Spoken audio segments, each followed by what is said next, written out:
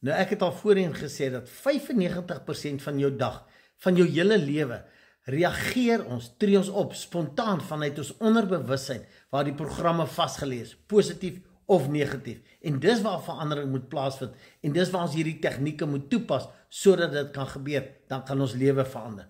Nou ek gaan na 'n volgende tegniek kyk, wat uiters belangrik is, en dit is die 5 minute net voor jy aan die slaap rig in die aand, en die 5 minute in die oggend, net nadat jy wakker geword het. Dis die belangrikste tye van die dag. In die aand gewoonlik, gaan lê mense en hulle dink aan al die negatiewe goed wat gebeur het, goed waarvan hulle gehou het, en hulle speel dit oor en oor in hulle kop. Maar onthou nou, die oomblik as jy gaan slaap, jou brein slaap nie.